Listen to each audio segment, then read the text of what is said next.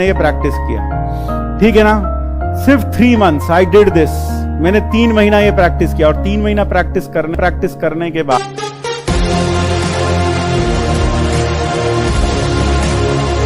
IITs और हर किसी में मुझे याद है लगभग 28 या 14 के करीब सीट्स थी। तो 28 के करीब सीट थी हर IIT में, इंटू 7 कर लो कितना हो गया, 7 8 56, 7 2 देख लो करके, है ना। तो 24 इंटू 168 के करीब ऐसे कुछ सीट्स आएंगी। यानी all over India masters course में मैथमेटिक्स में सिर्फ 168 सीट थी सातों IIT मिलाकर। ज़्यादा लगा लो 180 होंगी पूरी सातों IIT लगाकर। तो जब प्रोफेसर ने बोला कि आप जॉइंट एडमिशन टेस्ट 2 जो MSc का टेस्ट है वो दो, मैंने कहा यार उसमें सर के उसमें तो क्या हमारी सिटी से आज तक कोई गया? बोले नहीं आज तक तो कोई भी नहीं गया। मैंने कहा ठीक है, तो फिर मैं कैसे जाऊंगा, मुझे तो कुछ पता ही नहीं है, किससे पता करूं क्या होगा क्या नहीं। तो उन्होंने बस बताया कि इस डेट को एग्जाम होता है, उसके पहले फॉर्म भरते हैं, आप फॉर्म भर दो फिर चले जाना, देख लेना एग्जाम देकर। तो उन्होंने ये बात मुझे दिसंबर में कही, और दिसंबर में जब मुझे कही तो एग्जाम था उसका मार्च में। तो दिसंबर से मैंने तैयारी करना शुरू किया, लगभग तैयारी करना शुरू किया। मैंने पढ़ाना थोड़ा कम कर दिया, स्टूडेंट्स को बोल दिया कि भाई अब तुम्हारा एग्जाम है, अब मैं ज़्यादा नहीं पढ़ाऊंगा तुम्हें। तो अभी तो सिर्फ हम क्या करेंगे, अब मुझे पढ़ाई करने दो। तो मैंने 3 महीना लगकर पढ़ाई की है, सच बता रहा हूं 3 महीना पढ़ाई की है बस ढंग से, 3 महीना बहुत अच्छे से। कैसे दिनचर्या बताता हूं, मैं रोज सुबह 11 बजे उठता था। रोज सुबह कितने बजे उठता था 11 बजे। 11 बजे उठता था, 11 बजे उठकर 12 बजे तक नाश्ता वाश्ता करके, खाना कह लो नाश्ता कह लो, वो करके पढ़ने बैठ जाता था। लगभग 12 साढ़े 12 बजे पढ़ने बैठा, फिर 3 बजे तक पढ़ा। फिर 3 बजे तक पढ़ने के बाद फिर थोड़ा खाया पिया, घूमे टहले फिरे, फिर 4 साढ़े 4 बजे फिर बैठ गए। 4 साढ़े 4 बजे फिर बैठे तो रात को 9 बजे तक फिर पढ़े। फिर 9 बजे उठे, खाना वाना खाया, घूमा फिरा, 11 बजे फिर बैठे, और 11 बजे से लेकर सुबह 6 बजे तक फिर पढ़ते थे, और फिर 6 बजे सोते थे, और फिर 11 बजे उठते थे। ये मैंने सिर्फ 3 महीना किया, सिर्फ 3 महीना मैंने ये प्रैक्टिस किया, ठीक है ना। सिर्फ 3 months आई डिड दिस। मैंने 3 महीना ये प्रैक्टिस किया, और 3 महीना प्रैक्टिस करने के बाद सबसे पहला एग्जाम आया IIT रुड़की का। तो IIT रुड़की का एग्जाम था, मुझे आज भी याद है। IIT रुड़की के एग्जाम में जब मैं एग्जाम देने गया तो 100 सवाल आए थे। 100 तो ऑब्जेक्टिव थे और कुछ 10 के करीब सब्जेक्टिव भी थे। तो 100 ऑब्जेक्टिव्स में से मुझे याद है मैंने 96 ऑब्जेक्टिव सही किए थे। 4 मैंने इसलिए छोड़ दिए थे क्योंकि नेगेटिव मार्किंग थी, हो सकता था नेगेटिव मार्क्स आ जाए, इसलिए मैंने 4 छोड़ दिए थे। और 10 सब्जेक्टिव में से मैंने शायद 7 के करीब किए होंगे, 3 मुझे आते नहीं थे, मैंने छोड़ दिए।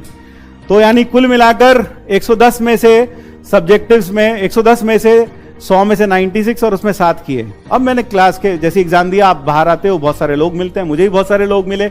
मैंने लोगों से पूछा तेरा कैसा हुआ यार? बोले बहुत बढ़िया हुआ। मैंने कितने किए? बोले वो तो 100 के 100 कर दिए मैंने, और 10 में से 9 किए, 1 छोड़ा है बस। मैंने गजब यार। फिर दूसरे से पूछा तेरा कैसा हुआ? सारे कर दिए मैंने तो एक भी नहीं छोड़ा, सारे कर दिए। मैंने गजब। 1-2 से और पूछा तो कोई भी आदमी यार उधर 98 और इधर बोल रहा है 10 के 10 कर दिए, ऐसी बात कर रहे हैं सब लोग। मैंने कहा ठीक है। अब घर आया, घर में सबने पूछा कैसा हुआ? मैंने कहा मेरे हिसाब से तो अच्छा हुआ था, लेकिन सेंटर्स पर तो लोग बता रहे थे कि उनका तो बहुत ज्यादा अच्छा हुआ, मेरा तो कुछ अच्छा हुआ ही नहीं उस हिसाब से। तो ठीक है, थोड़े दिन बीत गए, 15-20 दिन बाद रिजल्ट आया, and I was selected with rank 1 at IIT Roorkee. IIT Roorkee में रैंक 1 आ गया भैया, बैठे बेटा। मैंने गजब हो गया भाई ये तो। और वो जो बोल रहा था कि 100 के 100 करके आया, साला वो तो पागल था, वो तो गधा था, 100 करके आ गया। और वो तो एक तो बोल रहा था मैंने सारे ही कर दिए, उनका तो नंबर था ही नहीं लिस्ट में, दिमाग खराब हो गया। सही है। अब IIT रुड़की सहारनपुर, जो सहारनपुर रहता है, मेरा एक स्टूडेंट है यहाँ पर, स्टीव फ्रॉस्ट, पता नहीं क्या नाम रखा उसने अपना। तो वो जानता है सहारनपुर से रुड़की बहुत पास है। तो सहारनपुर में रहकर रुड़की में सिलेक्शन हो जाए तो उससे अच्छी बात क्या है। 30-40 मिनट, मेरे ख्याल से 1 घंटे करीब का रास्ता है घर से, कोई दिक्कत नहीं है। तो अब लाइफ चिल हो गई। I got rank 1 at IIT MSc entrance in my Roorkee, IIT Roorkee. अब मैंने फॉर्म तो भरे थे 3-4 जगह के। IIT रुड़की भरा था, IIT कानपुर भरा था, और IIT बॉम्बे भरा था, और IIT BHU भी भरा था। तो फिर अगला एग्जाम आया IIT बॉम्बे का। अब IIT रुड़की में सिलेक्शन हो गया, लाइफ चिल हो गई, पढ़ाना लिखाना मैंने बंद कर दिया। और अब सारा दिन आराम से बैठे थे, क्योंकि एडमिशन में भी टाइम था 1-2 महीने का, तो घर में चिल मारते थे। घर वाले भी कुछ नहीं कहते थे कि पढ़ लो, तुमने पढ़ाना भी छोड़ दिया, पढ़ भी नहीं रहे हो। क्यों लगता था बंदे का रैंक 1 आ गया और क्या चाहिए इसको। अब हुआ क्या, बॉम्बे का एग्जाम आया, आईआईटी बॉम्बे का एग्जाम आया। तो आईआईटी बॉम्बे का जो सेंटर था वो आईआईटी रुड़की ही था, आईआईटी रुड़की ही था उसका सेंटर। 5-10 मिनट लगेंगे। आईआईटी रुड़की उसका सेंटर, 5 मिनट लगेंगे। आईआईटी रुड़की था उसका सेंटर। तो आईआईटी रुड़की उसका सेंटर था, तो सब बच्चे होते ना, एक बार आईआईटी में सिलेक्शन हो गया, दूसरा देने की क्या जरूरत है। तो मैं पहली रात में, जब एग्जाम था अगले दिन, उससे पहले दिन मम्मी के पास गया, रसोई में बोला कि एग्जाम छोड़ दूं क्या आईआईटी बॉम्बे का, क्या कर रहे हैं, देखिए बेकार है, एक जगह तो हो ही गया सिलेक्शन, अब क्या करना है, इतनी दूर बॉम्बे कौन जाएगा। तो वही होता है जो तुम्हारे साथ भी होता है। क्या उधर से पापा ने सुन लिया, तो बस फिर वही जो तुम्हारे पापा बोलते, पेड़ पर पैसे लगते हैं क्या, 1,500 का फॉर्म आया था, नहीं भरना तो पहले बोलना था, नहीं जाना था तो जाना तो पड़ेगा, ऐसे थोड़ी होगा। तो ठीक है भाई, अब उधर से जब डांट पड़ी तो लगा कि जाना तो पड़ेगा ही यार अब। तो मुझे याद है अगले दिन एग्जाम जो था मेरा 2:30 बजे था, रुड़की में, सहारनपुर में रहता था, एग्जाम 2:30 बजे था रुड़की में, ठीक है। तो अनमने मन से मैंने घर से बाइक ली, चला गया रेलवे स्टेशन पे, स्टैंड पे बाइक खड़ी की, टोकन लिया, पैसा दिया और जाकर रेलवे का टिकट खरीदा, खड़ा हो गया।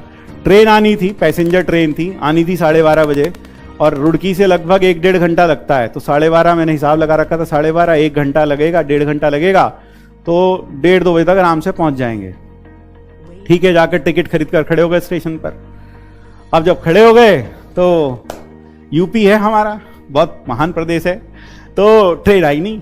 1:30 बजे का टाइम था, ट्रेन 12:30 का टाइम था, ट्रेन आई नहीं, लेट हो गई होगी, कोई बात नहीं, खड़े रहे। 1 बज गया, ट्रेन नहीं आई, अनाउंसमेंट भी नहीं हुआ। 1:30 के बाद इंतजार करते करते 2 बज गए, ट्रेन फिर भी नहीं आई। फिर मैंने हिसाब लगाया कि यार अब तो बड़ा लेट हो गया, अब क्या करें, ट्रेन तो आई नहीं। तो मैंने सोचा अब घर चलो, घर में पापा को दिखा देंगे, देखो टिकट है रेलवे का, नहीं आई ट्रेन, अब मैं क्या करूं, ट्रेन नहीं आई तो मेरा कोई बस थोड़ी है, मैं कैसे जाता फिर। तो लेकिन ये लगा कि घर में तो बड़ा डांट पड़ेगी, वो ये कहेंगे तुम पहले ही देना नहीं चाहते थे, तुमने आरामखोरी की, तो इसलिए तुम देख लो भगवान ने भी ऐसी कर दिया, तुम्हें एग्जाम देने ही नहीं दिया। मैंने घर बहुत डांट पड़ेगी, तो क्या करें। अब क्या करें, तो भाई जब तुम्हारे जितने तो बहुत ज्यादा जोश रहता था, तो क्या किया, बाइक उठाई, चलो रुड़की, बाइक से चलते हैं एग्जाम देने के लिए। तो बाइक उठाई स्टैंड से और चले गए एग्जाम देने के लिए। 40-45 किलोमीटर का दूरी है। बाइक से जब गए, लगभग 2-2:15 बज चुके थे, और मैंने बाइक स्टैंड से निकाली, जब गए रुड़की तो लगभग 45 मिनट या 1 घंटे करीब लगा। और मैं वहां पर जो पहुंचा एग्जाम देने के लिए, 2:30 बजे का एग्जाम था, उस पर लिखा होता है कि 2:30 बजे के बाद 15 मिनट तक आप अलाउड होंगे, उसके बाद आप अलाउड ही नहीं होंगे एग्जाम देने के लिए।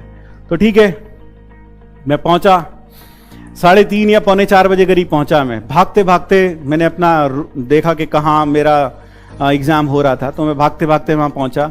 लगभग 4 बज चुके थे वहां तक पहुंचते पहुंचते तो 4 बज गए। एग्जाम 3 घंटे का था, 5:30 बजे खत्म होना था। लगभग 1.5 घंटा गुजर चुका था, 1.5 घंटा मेरे पास था। मैं सामने गया, मैंने टीचर को बोला सर ये रहा मेरा एडमिट कार्ड, ये रहा रोल नंबर, मुझे जल्दी से क्वेश्चन पेपर दो, मैं बैठ के करता हूं। उसने बोला तुम तो एग्जाम दे ही नहीं सकते, तुमने देखा नहीं एडमिट कार्ड पे लिखा 15 मिनट लेट के बाद अलाउड ही नहीं है।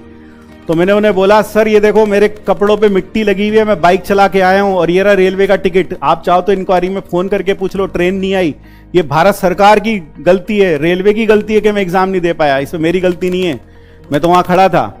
अब वो एग्जामिनर का दिल पिघल गया, उसने देखी मेरी हालत, रेलवे का टिकट भी देखा, उन्हें लगा लड़का सही बोल रहा है, तो उसने कुछ कह के चलो ठीक है यार तुम बैठो पेपर लेकर। तो मैं बैठा, अब पेपर लेकर करने लगा, तो 100 क्वेश्चन, उसमें भी लगभग नहीं 70, हाँ 100 के करीब ऐसे कुछ क्वेश्चन थे, मुझसे बहुत कम बने यार, 70 बने 100 में से, 100 में से 70। और सब्जेक्टिव में तो 1-2-3 ही बने, बाकी बने ही नहीं मुझसे। 25 वहां छोड़ दिए और 8-7-8 वहां छोड़ दिए, बर्बाद हो गया बिल्कुल, लगभग ऐसा लग रहा था मुझको। लेकिन मैंने 75 किया और ये किया, और ये मैंने फटाफट 1.25 घंटे में कर लिया।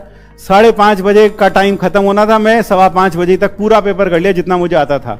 मैं खड़ा हुआ पेपर लेके, मैंने कहा सर पेपर हो गया, और उसे बहुत गुस्सा आया इन्विजिलेटर को मेरे ऊपर, बहुत गुस्सा आया। बोला ये सब बेवकूफ बैठे हैं यहाँ पर, ये पिछले 3 घंटे से यहाँ बैठ के कर रहे हैं, तूने 1.25 घंटे में पूरा कर लिया। मैंने कहा हाँ सर, जितना आता था मुझसे तो इतना ही हुआ। बोले आता ही कुछ नहीं होगा, तभी तो ऐसा 1.25 घंटे में हो गए तुझसे।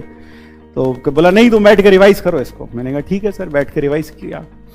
अब रिवाइज किया, फिर ठीक है पेपर दिया, बाहर आया। लेकिन अब की बार मैंने किसी से कुछ नहीं पूछा तेरा कैसा हुआ, तेरा कैसा हुआ, क्यों, भूतकाल में धोखा हो चुका था। तो फिर मैंने घर आया, घर में रात को घर आया बाइक से, पापा ने पूछा कैसा हुआ, मैंने कहा बेकार हो गया, वो तो 100 में से तो 75 ही हो पाए। बस फिर वही डांट शुरू। 2 महीने से तो आराम ही कर रहे थे, पढ़ाई से तो कोई वास्ता था ही नहीं। बस एक बार एक IIT में सिलेक्शन किया, हुआ हवा में आ गए, ये हुआ वो हुआ, खूब डांट पड़ी। लेकिन फिर जोश था, तो मैंने बोला एक जगह तो हो गया ना, तो इसमें इतना चिल्लाने की बात क्या, एक जगह तो हो ही गया, तो ठीक है। अब मेरे जिंदगी की सबसे मतलब खुश जिसमें मैं कह सकता हूं I was most happiest moment of my life. 15 दिन के बाद घर में लैंडलाइन पर एक फोन आया। अब ध्यान से सुनना, 15 दिन के बाद, मेरे रोंगटे अभी भी खड़े हो रहे हैं ये बोलते हुए। 15 दिन के बाद लैंडलाइन पर एक फोन आया, रात को करीब 8 बजे, 7-8 बजे। मेरी मम्मी ने फोन उठाया, तो जैसे उन्होंने फोन उठाया, मैं दूसरे कमरे में था, वो मेरे पास ही बोले तेरा फोन है किसी का। मैंने किसका फोन है, बोले लग रहा है कोई तेरा दोस्त है उसका फोन है। मैंने कहां से है, बोले बॉम्बे से। मैंने मेरा दोस्त दिल्ली नहीं गया आज तक, बॉम्बे कहां से चला जाएगा। बोले नहीं बॉम्बे से फोन आया है। तो बॉम्बे से फोन आया तो मैंने उठाया, मैंने कहा हेलो।